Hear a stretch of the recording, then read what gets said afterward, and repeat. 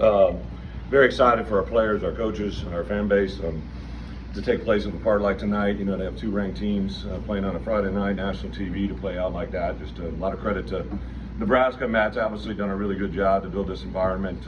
You don't come to 400 straight sellouts by chance, right? So there's a lot of people that made tonight happen before this, but told our players the other day, you control the volume in the stadium.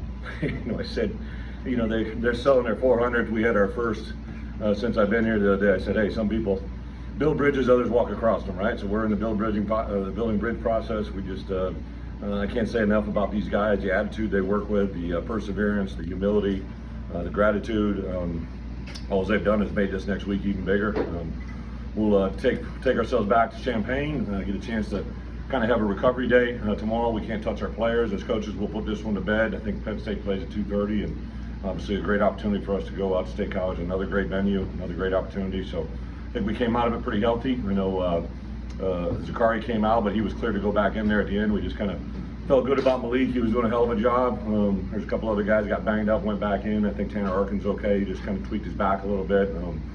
Tremendous perseverance by our guys offensively, defensively, and some really good special teams plays. So excited for these guys to go forward with that. Open up for questions. Coach, you get the running game rolling there in the fourth quarter, and then the big run by Caden, overtime. What do you think the difference was there? Just production. Caden's a very strong physical back. I think we kind of wore him down. We did say we thought at times, they have some really good big players up front. We thought if we could wear them down like the fourth, fifth, sixth play in the first half, but then we thought in the second half we'd gain an advantage. Just you could see them. They're a very, very physical group up front. They run a lot of movement. But we did think if we could turn this into a four-quarter game, that would play to our advantage. We didn't, I didn't script it to go to overtime, but I wasn't mad when it did.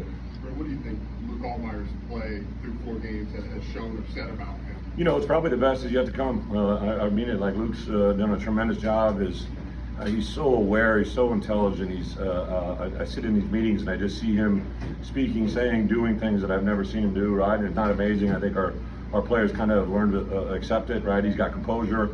To be quite honest, there on that last drive, Barry Loney's coach-to-player communication got knocked out, so he was calling that all from the sidelines. So we went old school, and Luke just kind of took that moment and made the most of it. Just a really good credit to him and our offense in general, our offensive staff. Barry to call that play to Brandon Henderson, you're right. Like first, B. Hen is he is the epitome, I think, of what we are. He's like literally our sixth lineman that backs up like 5 positions. We throw him in a 94 number.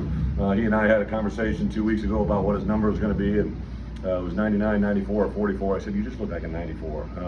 And then we repped that pass this week, and as a staff, we all kind of took a vote whether or not we thought it would get thrown and completed and caught, and we all voted yes, and I didn't know it was going to be a 4th down call to win the game, but or put ourselves in a position to win the game. So just a lot of credit to our offensive coaches and people of faith to make that happen. The defense and how they played in the overtime period.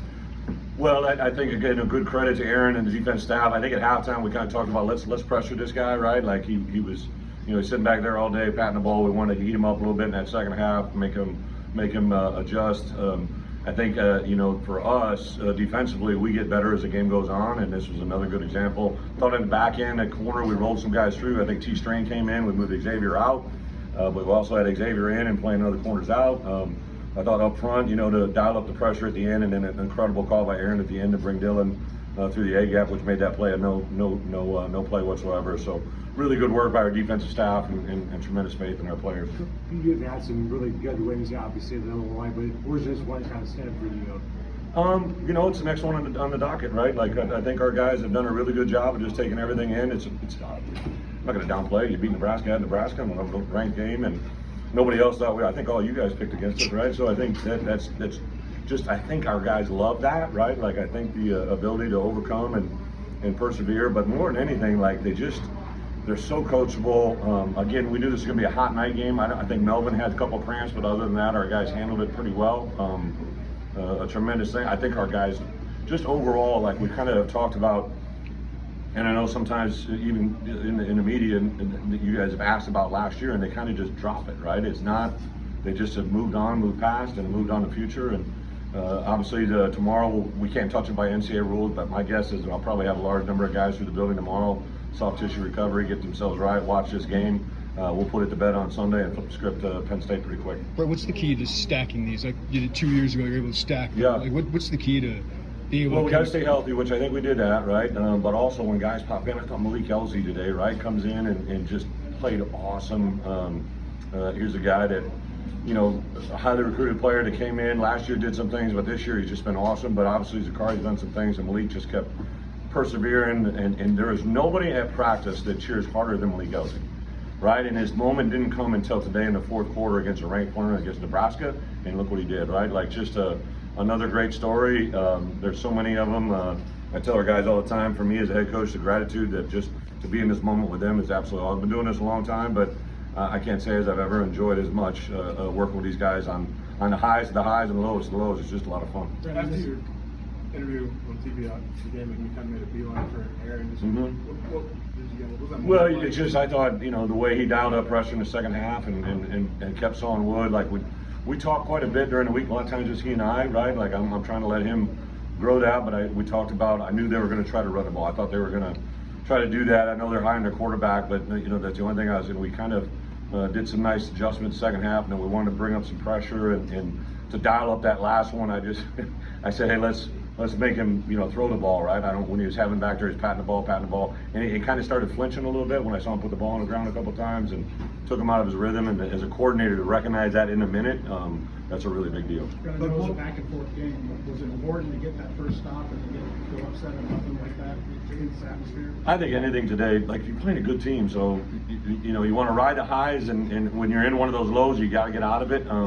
That's why kind of at the end of half, I'm like, hey, let's just go in. We're getting the ball in the second half. You know, they had a nice big hit. There was two really big hits. They hit a cover two hit, and then they hit a little Y, you know, over route. Ryan fell down. There was the one in the end zone that I challenged. I really thought he stepped out of bounds, but obviously he didn't. So we gave him two. In my opinion, we gave him two scores that were just lack of fundamental things. There was a play Miles just barely missed in the first half that I think if he's in that same position, he makes it 10 out of 10. But obviously our guys persevered. Coach, what was your first impression of playing Dylan Raiola for the first time? Well, first, you know, going into it, you know, I've known his uncle forever. I was when I was in Wisconsin. I read about him in all the press clippings. He's obviously a very talented player. You know, going into this game, you could see he could throw the ball around a little bit. I thought they've done a really good job of game planning and making him be successful. But I think our guys during the course of the game really began to understand what pressure would do to him. And you know, unfortunately, we're probably going to see him several other times. You know, I think Nebraska will go on and win a lot of games. And I just think this is a really good football team offensively. They got a good defense. They're very opportunistic. They got a good kicking game. They got an excellent coaching staff. So I'll give a lot of credit to them. You mentioned the pre-snap penalties last week being maybe an issue. I mean, just 3 penalties tonight. How do you feel like you guys handled? Well, that wouldn't happen with 3 penalties, but I thought we preached on it all week. My freaking ears were blaring. Like we blasted those guys pretty hard on our 2 biggest work days in the stadium. We knew it was going to be loud today. We did some things. You know, this is a very intelligent crowd, right? So I first played these guys when I was a young assistant at Iowa.